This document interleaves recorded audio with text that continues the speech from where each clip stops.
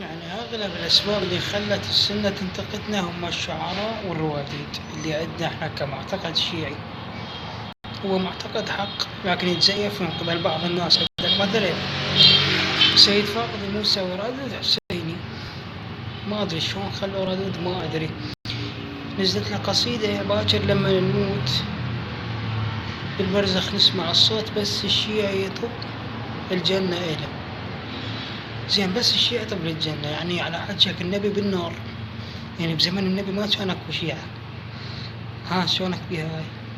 الحمزة بالنار وابو النبي محمد صلى الله عليه وآله وسلم هم بالنار.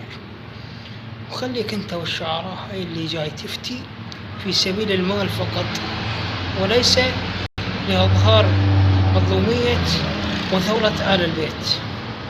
خليك ابوي اضرب قيمة.